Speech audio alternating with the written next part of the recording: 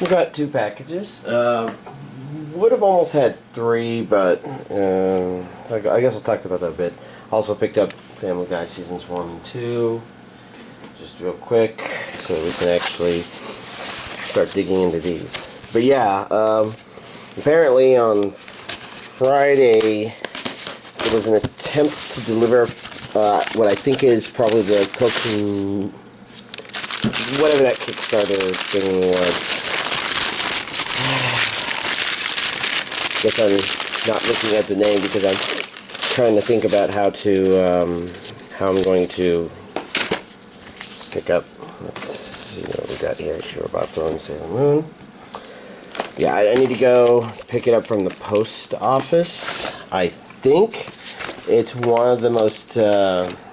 It's not a very well filled out form. It doesn't indicate which post office it was left with, so at best I'm guessing it's the one nearest me, of course, for my zip code. I don't know. Let's do those last because they'll be a little trickier. First we have Data Live 2. It's been a long time since I watched the first one. I wonder how much I remember. Region A only. English dub, of course. Kiss the girl, save the world.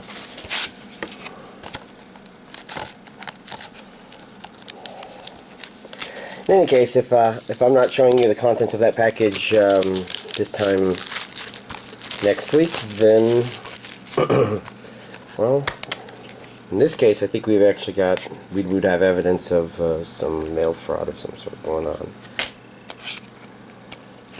It would be the system itself. Yeah, we've got DVD versions and then Blu-ray versions. And I guess what's confusing about this is I'm not sure if we've seen these two before.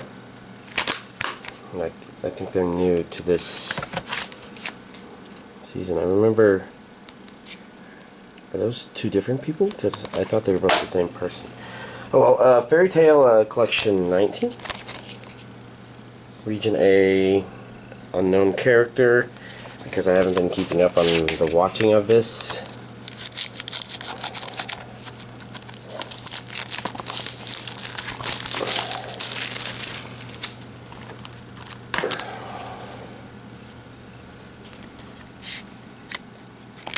Disc 37, disc 38.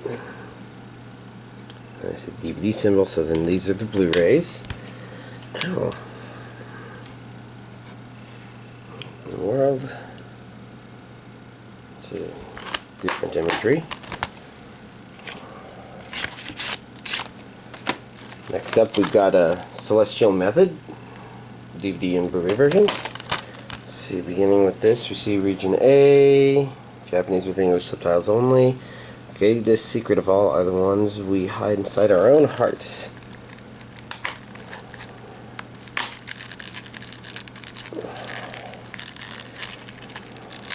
Reminds me of an episode of Code Geass. You might know what I'm talking about. Unless, you know, maybe there's a lot of things you can interpret. It's just a very drama-y sounding thing, and, you know, Code Geass was like a mixture of every kind of drama ever. Mecha drama, or soap opera drama. Whatever you would call that, suspenseful drama, sort of stuff like from Death Note, person versus person, outthinking each other. I don't know. It's kind of crazy. So we left the Blu-ray open there because we're seeing what artwork matches up. It looks like none of it does, because that's disc 1, disc 2, which is neither of these, and disc 3. It's actually pretty cool when they can do that. I wonder if this means that none of these characters are like the main character. Okay, so one of these directions is upside down. This is like the problem with the Spider-Man games. Huh. Well, this is DuRaRaRa X2, which would be second season, volume 3. This should probably be the I guess this is the DVD version. For a while there, I was thinking it felt thicker than I would have expected. I guess I don't need that.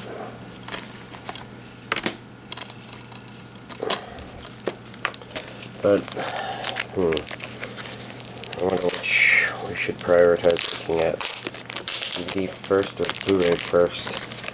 I guess I've got the DVD open over there, so I'll just start with that. So, to begin with, so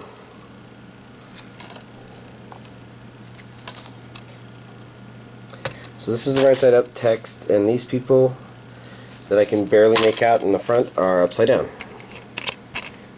There's a lot of upside down people in this volume. There's 2 DVDs. Straightforward. We've got a booklet with some artworky stuff in it, apparently. Postcards, but I've gotten lazy about postcards because I have to put them back in.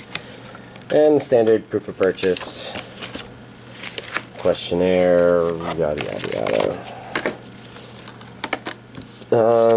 Blu-ray version, that looks the same. You know, we've got text right side up there and upside down characters. They look the same except they say Blu-ray there instead of DVD. But the contents look mostly the same little booklet, except maybe physically smaller because it needs to fit in the Blu-ray case. The same postcards. And of course the questionnaire and the purchase, except this is for the Blu-ray instead of for the DVD. Well, I guess this ended up being quick. That's this week's anime DVD collection update. So in terms of watching anime, I guess I was really focusing on Pokemon very intensely for this past week, which means that I only started Wolf Girl and Black Prince. And so far, it's interesting. It's hard to make out what to think about it entirely. You know, it's sort of like, I complain about the thing where it's like, oh yeah, this is a series that thinks the main character being in pain is funny, and usually that has to do with him. But this one kind of starts with a surprise thing where you're like, okay, is that the gimmick? And now, I say gimmick, and you have to understand that this is a more generic gimmick as opposed to a one-trick pony sort of thing that the wording would apply. Where I'm basically watching the show and trying to find out, okay, what did the authors of this do that they thought would cause people to be interested in it? That doesn't necessarily mean they do something different. It doesn't have to be a cyborg robot dog girl from space and a, I don't know. You know, it doesn't have to be weird like that, but it could just be simply I had this idea for these characters that had these personalities, and I want to see how they interact. And, you know, there's definitely room there for things to not work out. So, sometimes when you're watching a show, that's something you're looking for, especially when you've watched a lot. And I was kind of curious about this one, especially since, you know, she's got little wolf ears in there, and I'm like, okay, so is she actually a wolf girl, or is this something else? I think it's not spoiler to say that it's something else. It is a regular people school life sort of thing, and obviously you can tell from the character designs that it's a shoujo and intended for a female audience.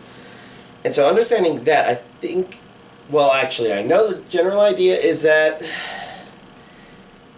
I don't know, I've got all these thoughts about it, and they're a little scattered because I've been figuring out that package thing I was mentioning earlier. But the basic idea is it's kind of interesting watching it. I'm like, oh, it's surprising. It's not too cruel to the character, but she got hit by a ball out of nowhere, and I was kind of worried that they were going to make that a thing. And it's kind of interesting because it's part of the whole looking for gimmicks sort of thing. And it turned out that the entire idea was it was supposed to introduce that she's kind of a different, more energetic girl. I guess energetic's not the right word. It's she's not as to herself as she would otherwise maybe be. So she has some problems where she's, I guess, not been part of groups because she's kind of an odd girl out and wants to fit in. And I think that, I keep saying I think, but the idea is that she's a wolf girl in that she's trying to pretend she's something she's not in order to fit in with other groups. any group, just a group. And that's why she's a wolf girl. And he's a black prince because everybody knows him as a prince, but of course, you know, this is a shoujo, so when their interesting circumstances come together, he has a side that makes you say, he's not the super perfect, super nice, awesome guy that everybody assumes. Doesn't necessarily mean he's a bad person, but this show's definitely been trying to keep you kind of on that line in terms of what to think about it. And I can kind of see some of the appeal of this one, actually. You know, it makes him a very mysterious person, and I don't think it's as easy for people to insert themselves into her just because, you know, there's this thing where they can make a character kind of generic enough. Like, Brothers Conflict was probably more along these lines, where there wasn't anything about that character that was so stand-out-ish such that you would think, oh yeah, this person has a well-defined personality. Whereas this one, I'm not so sure because I don't think too strongly about that stuff, but she seems to be set up as different, as in, like, not like, oh, I'm different because none of the guys like me, and then there's like a billion guys who are all the hottest guys in the world. You know, that would be Twilight, I think. And since I've not watched it, I can't really directly compare, but I think she's set up as kind of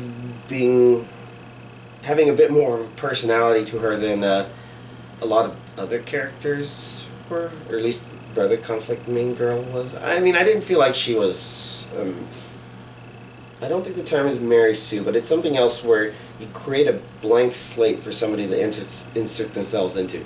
This is very common with a lot of harem anime for guys, where it's like they just create this guy and there's nothing about him that's interesting or notable, because I guess people are supposed to say, oh yeah, I'm that guy and I get to touch that girl's boob and that would be awesome, or something like that.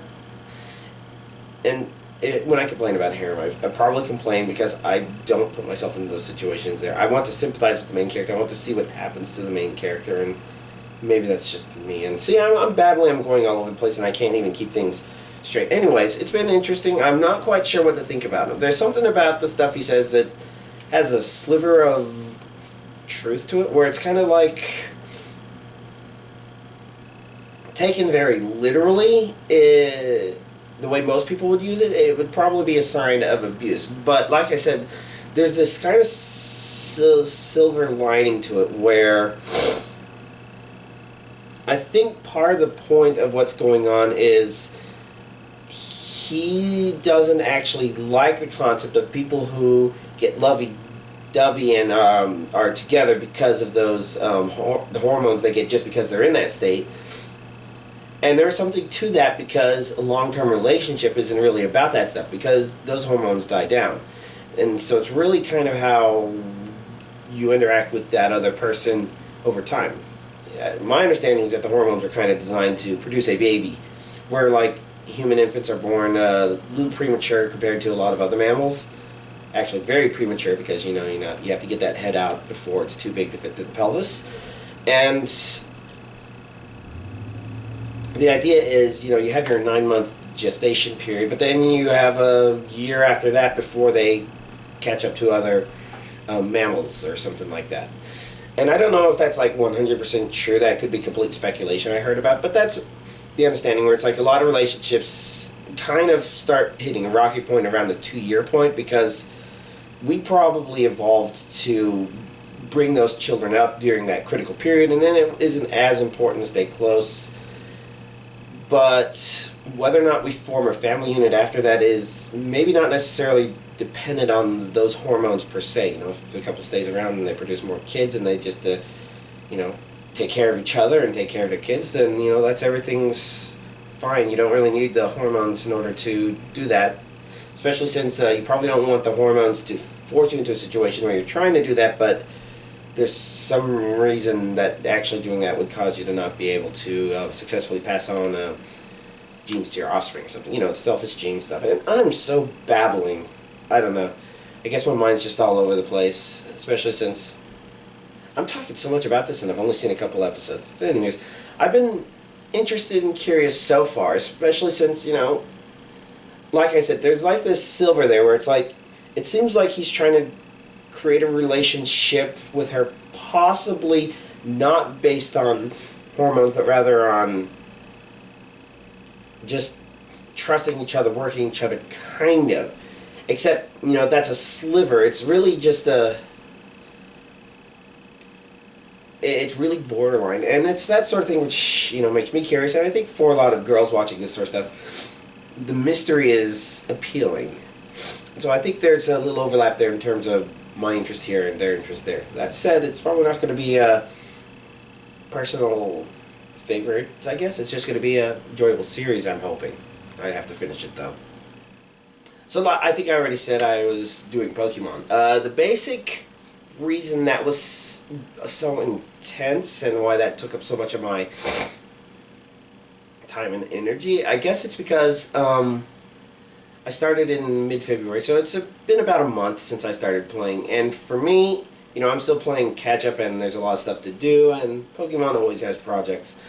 But I was feeling kind of vulnerable in terms of I didn't really have an Ivy bred, Eevee trained team yet, and I guess this week was when things finally came together enough where I'm like, okay, I think I know how I'm going to put everything together. Because Oras helped with getting the Pokemon I really wanted, and I was able to find certain stuff, and Ivy breeding, Eevee training, that blah blah blah. And then there was also the important task of making sure this first team is all level 100 Pokemon. It's not as important now, but back in the 4th gen, if you did an internet battle, you were most likely setting all your Pokemon to level 50 or all your Pokemon to level 100. So you could just have them be whatever level, as long as they were fully Eevee trained, had all their moves, had fully evolved, everything you wanted, and were holding their items, of course. But the problem was that if you battled somebody wirelessly, locally, you didn't have that option, I think. That's the way I remember it. You didn't have that option, and you would just have to battle with whatever level the Pokemon were. And nowadays, the games battling each other, they kind of default to the setting of setting them all to level 50, and it's not as important, but still the sort of thing where you might have somebody out there who's like, yeah, let's not set it to level 50 or level 100 or whatever, let's just do it whatever level the Pokemon are. For that sort of situation where your Pokemon's levels aren't being sent, that's when you kind of want at least some Pokemon to draw from that are the level that you want. And so I think that was part of it. I had to Ivy breed 4 Pokemon, 2 of which were defensive. Unless I had to Ivy breed 5 of them, and 2 of them would still be defensive. And defensive can be kind of a problem because sweepers can be quick if they're just a single sweeper, because then you just usually focus on attack stat, speed stat, bam. You know, you can get them bred real quick in a couple of hours if you have everything set up. Unless you have egg moves to worry about and child-type Pokemon that need to evolve before you can resume breeding.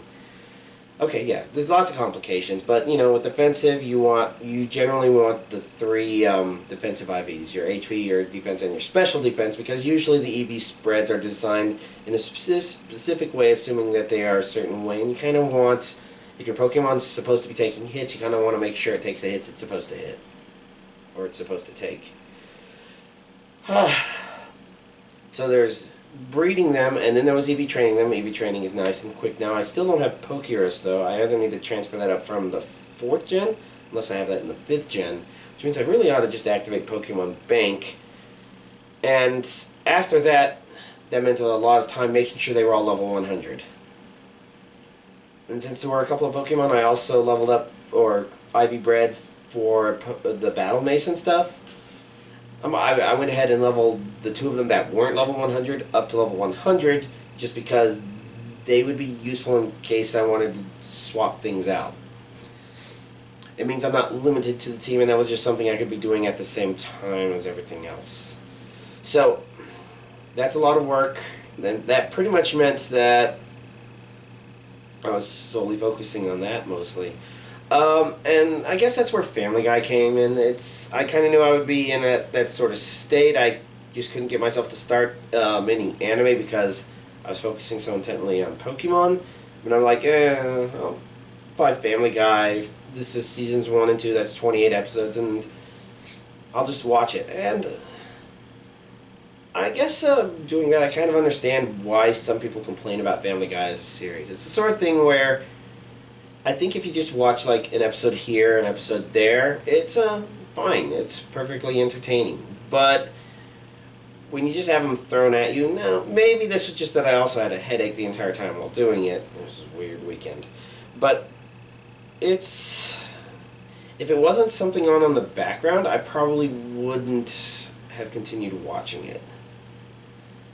And yeah, I think that says enough. It's it was okay. It was entertaining. Good nostalgic classic stuff here in Volume 1 with Seasons 1 and 2. I think that's a really old release, hence why the price on there, that's not even the price it was sold for. It was even cheaper than that.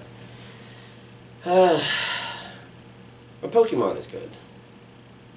And that got finished about 30 to 45 minutes before I finished leveling up all the Pokemon.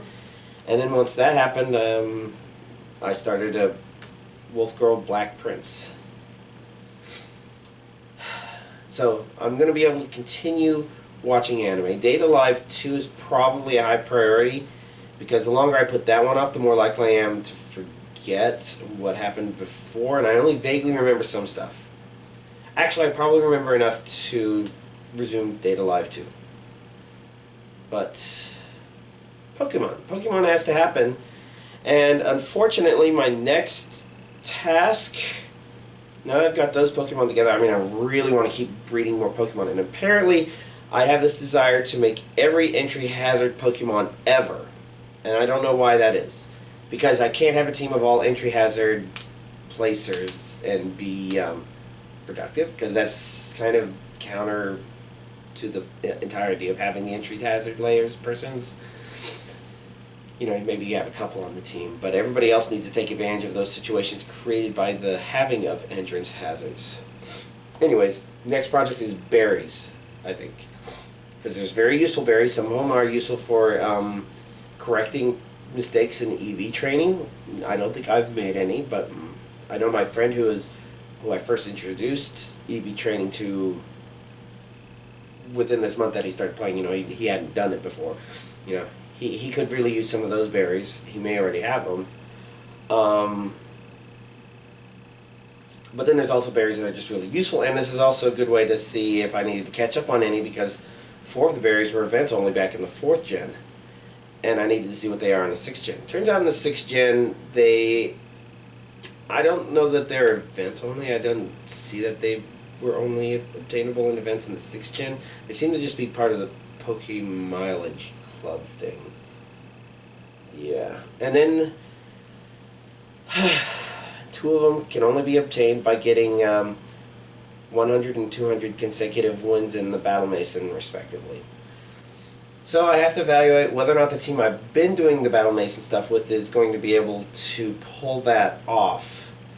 Because I remember the Battle Tower. Battle Tower is bullshit, but how will this team go? Dude, I think it's close.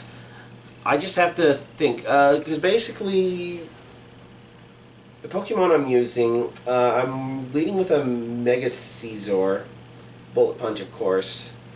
And then, of course, you want your 2 Pokemon part of that to counter the fact that he's extremely weak to fire, and that's what Pokemon are going to use. So, of course, Garchomp is actually a really good example, just because he's dragon and resists it, and he's really good at just taking things on his own if he wants to. This one's a simple substitute Sword Dancer. The idea being that substitute should help against hacks, against Pokemon that try to do stupid shit that shouldn't fucking work. And Sword Dance because you kind of want him to be powerful enough to take everything down. And then his standard stab, dragon, and ground are actually pretty good offensively. Maybe changed slightly different by the fairy type, but... And then the other Pokemon I have is Starmie, which is just a Pokemon I've really enjoyed using in Battle Tower stuff, early Battle Tower stuff, just because it's got ridiculously good type coverage, but Yeah, I think once we get to the point where the Pokemon get a little bit beefier in the is it the secret super singles? No, it's the super singles stuff. Once Super Singles reaches the point where the Pokemon get a bit bulkier on average, it might not work out because while Starmie's really good at type coverage, it doesn't have a lot of oomph behind it. And this is a modest one, so it's got as much oomph as a Starmie can get, but at the same time, that means I've sacrificed some of the speed and it'll get outsped by things that maybe... So I have to decide, and the real problem is I'm kind of tempted to rebuild Jumpman's Pokemon Platinum Battle Tower team because that one was ridiculously anti-hacks. And it only got better after Platinum because, no. Maybe in Platinum it was okay. No. I think it was Heart Gold Soul Silver where they introduced it, where Drapion cannot acupressure through its own substitute. Which means that there are risks involved in trying to have Drapion set itself up unless you get a Pokemon locked into something that doesn't help it, like a Double Team, which I think has 40 PP. Which means that Drapion could then come in and then just keep acupressuring itself until all of its stats are maxed, then set up a substitute, and then it start attacking. And it gets better if you can set the substitute up in advance, because first of all, he'll heal up all the HP used by doing it, and then he'll also be able to start acupressuring and stuff like that. And I think... I'd be really tempted to go with that team again, but that one would be real slow. That one was real slow because he had to acupressure himself so many times because there were 5, 6, 7 times 3. He had to acupressure himself 21 times to guarantee there was absolutely no way anything was ever going to hack something. His accuracy would be perfect. His evasion would be perfect. His defense, special defense, and attack and speed would all be maxed. Special attack didn't matter, but... Ugh. I've been babbling, haven't I? Anime. I did pre-order next month's stuff. In fact, I did that at 2:30 a.m. technically this morning, I guess. But, lots of good stuff coming out next month, I think. I don't know if it actually felt like it was a lot, though. But there were definitely good stuff, like Parasite. That's been one that people have talked about. That one I'm very interested in. That comes out April 5th, when The Force Awakens comes out. Also, Attack on Titan Manga Volume 18, which comes with another DVD. So we've got another Naruto, we've got another One Piece. Why can't I remember anything else that's coming out? At a minimum, we have Parasite. Parasite's going to be great. And then we got more One Piece, and... Was One Piece being great? Yeah, I think One Piece was being great, and Naruto was finally getting on track to storytelling again. All good stuff. Good things. Oh, but I have to remember that I do need to pre-order from Japan. I think April 22nd is the release date for the final Akito the Exiled. I think I've had that tab open for a long time. I need to make sure I get that. What else is there? What else is there? I guess instead of spending my time here slipping in place and babbling and whatnot, I should probably end this. Y'all, have a nice week.